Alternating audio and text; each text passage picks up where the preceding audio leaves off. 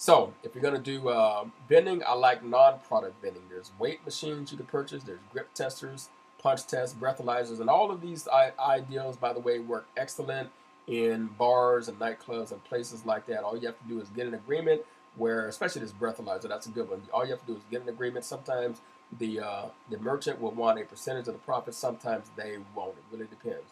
There's money games, water machines, um, that basically you see those around supermarkets, and basically you just plug into the water, and they basically have your regular tap water, and they filter it, and people they put the money in the machine. They bring their own bottles, and they fill the machines, and you make money in the machine because it's filtered water that you're selling. Basically, then you have the air and water machines that you typically have at gas stations and places like that. These are all excellent opportunities. So personally, non-product vending is what I prefer if you're going to do vending. Now, here's the big one. Here's the big one. This is one that I love. ATM vending. Okay? ATM vending, a lot of people don't think about that or realize the potential in it, but yet and still, we've all come across ATM machines. Most of us have used ATM machines. ATM machines are actually, this is the vending business, actually, believe it or not. A lot of people don't understand that. And basically, what you're doing is you're recycling money. And one thing I want to say about ATM vending, which is another business I am involved in, is that location is the first and primary thing you need to think about. In fact, it's one of the first things you need to do. So before you even start thinking about whether or not you have the money to buy the machine or to put in the machine, first thing you need to do is think about location. Because if you get the right location, if you can get a location agreement, everything else can easily fall into place. And yes, I did say easily. It's a relatively low investment. You can buy a machine you can buy these machines these days for less than $2,000. That's right, for less than $2,000, you can purchase a modern ATM machine. There was a time where purchasing an ATM machine was very difficult, and more likely people would lease them because they would cost, $18,000, $20,000, $30,000 for an ATM machine. Now they're a lot less expensive and a lot more efficient. Okay, so basically, it is a low investment business. Now, a lot of people are thinking, okay, now an ATM machine may basically hold various amounts of cash. Many of them will hold as little as 1,000. Some hold 1,800 or 2,000 bills, basically. Okay, so if you've got a machine that holds even 1,000 bills and you're dispensing 20s, that's $20,000. Okay, so obviously if it's holding 2,000 bills, now you're talking $40,000. So that scares people away. They say, wait a minute, maybe I could buy, this is what they think, this is how people think. They say, maybe I could purchase an ATM machine for a few $1,000s, but I don't have $20,000 to fill an ATM machine. First of all, who says you have to fill the machine? That's a lot of people don't understand. You could put as little as $1,000 or $2,000 in the machine initially. The only problem with that is you're going to have to keep going back to the machine to refill the machine. I'm going to explain to you how that works basically. When you own an ATM machine and you have a location, number one, let me go to the next screen. We're going to talk about the money. Number one, all of the transaction fees, and you set the transaction fee. You could charge a dime if you want to. In other words, they use the ATM machine. You're basically getting the money. Let me explain how it works. This is your machine. You own this machine. You get it placed in a location. It could be a restaurant, a fast food location. It could be a gas station, a nightclub, wherever, a strip club, which are excellent, by the way, a casino.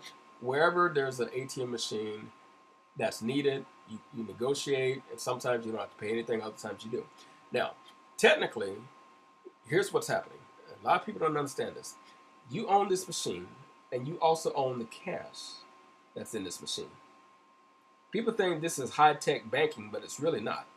These are private transactions between you and the people that slide their card in this machine, and they basically the machine is verifying that they have a legitimate bank account and they have the money in the bank account they're trying to withdraw.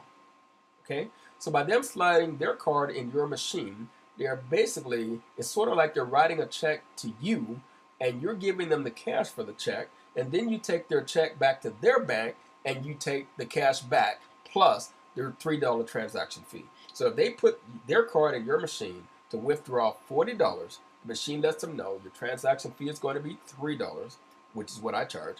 Uh, there are some machines where you can do it for like $1, $1.50, or $2.25. Mine is just flat $3. So, and some of them charge as much as $5, $6, or $7 in some premium locations like strip clubs and casinos and places like that. But to me, $3 is fine. But basically, uh, they slide their card in your machine. Your machine verifies that they have a legitimate bank account that has that cash in it, and your machine spits out the $20 they want, and it creates a debit against their bank account for the $20 plus your $3 transaction fee. So next time they go to their bank, okay, I'm sorry, $40 or whatever amount it is. It could be $20, but let's say $40. So your ATM machine creates a debit against their bank account for the $40 they got out of your machine plus a $3 transaction fee. So the next time they go to their bank account, it's going to be minus the $40 they withdrew from your machine plus also minus the $3 that they agreed to on that transaction fee. And the same day, your bank account, your separate bank account, wherever you ordered that the money to go to, will be deposited, and this is all done electronically, hands-free, into your bank account will be deposited the $40 plus the $3 transaction fee. Okay, so eventually, let's say you only put $1,000 in this machine. Now, typically, nationwide, the average transaction is for $60. Many machines allow you to withdraw as much as $300 or $400 per transaction, but the average withdrawal is for $60. Keep that in mind. That's average. Okay, and sometimes they do $20 transactions and they still pay the $3 transaction fee, which I think is ridiculous, but yet it happens, and that's good for you.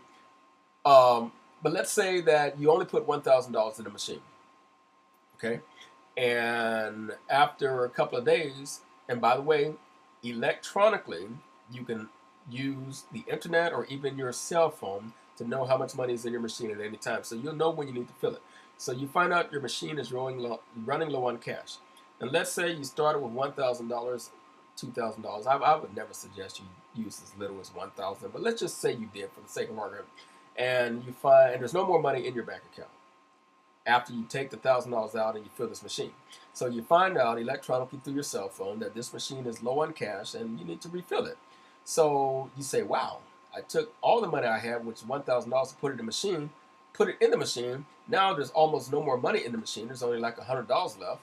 That'll probably be gone tomorrow, you know. And the worst thing is for someone to go there and try to withdraw 200 and your machine doesn't have enough money. That makes you look very tacky. Okay, you don't want that. So you might say, wow, where am I going to get more money to put in this machine? Well, the truth of the matter is, when they make this transaction, you give them the money from your ATM machine right now, immediately, in real time. Okay, the transaction is created against their bank account, which takes the same money out of their bank account, transfers it to your bank account. It doesn't happen in real time the same day, but within 24 hours, the money that they took out of your ATM machine will be back in your bank account. So if you initially put $1,000 in it and you find out that there's only $100 left, you can go to your bank 9 times out of 10 and that same $1,000 plus $3 for each transaction will be back in your account. So you basically recycle that money. You take the money back out of your machine again and you put it back in, out of your bank account, you put it back in the machine. Like I said, I would never recommend you start with as little as $1,000. You should start with at least a few $1,000 because you don't want to have to be doing this all the time. If your machine's several busy, $1,000 won't even last you one day. So unless you want to make a full-time job out of that. Now, you might say, do I want to make a full-time job out of having just one ATM machine? Well, let's think about that. Let's just say that you start off with very little money. How much money can you make? Okay, let's say you get 10 uses per day. So over the course of a month, if you're getting just 10 uses per day at $3 per transaction, that's actually $30 per day. This is the mistake here. And over the course of a month, that's $900 a month for one ATM machine. Remember, you only paid $2,000 for this machine. So you're making $900 a month with a terrible, sucky location. Because if you're only getting 10 uses a day, which is $30 per day, that's not a great location. That's a terrible location. Okay? It's all about location and traffic. Now, what about traffic and location? The fact of the matter is that the industry averages that about 5% of the traffic in an establishment that comes in close proximity to an ATM machine will use that ATM machine. So basically, you need a well-trafficked location, particularly one where there is a good reason where a lot of people will be looking for cash. Let's go to the next one. Okay, now this is more accurate. Let's say that you have a decent location. Now this is more than decent. This is actually pretty good. And in states like in well-populated areas, places like California, New York, Chicago, this is reasonable. In some small towns, it's unheard of that you can get 50 uses per day consistently from an ATM machine. You know, you've only got 100 people in that whole town. It's very unlikely that's going to happen.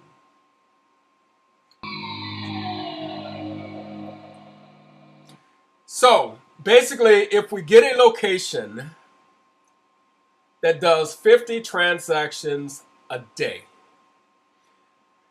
now that's $3 per transaction. That comes to $150 per day, which is $4,500 a month. $4,500 per month. In this business, it's all about the location and the traffic. 5% of the traffic that comes in close proximity to an ATM machine uses the ATM machine. That's the national average based on research. So obviously, a well-trafficked location is going to be better, and there are certain types of establishments and venues which are going to be even better still. Okay? Now, if you can purchase an ATM machine for a couple of $1,000s, just put a couple of $1,000s in it to get started. We're talking about being able to create an income, a passive income, with as little as a $3,000 or $4,000 investment. Okay, obviously, if you don't put much money in the machine, you're gonna have to go back on a regular basis to keep that machine filled, and that's the primary thing you're going to be doing is recycling the money, and again, getting your transaction fee and making your money that way. So it's all about the number of transactions you can get from a machine on a regular basis.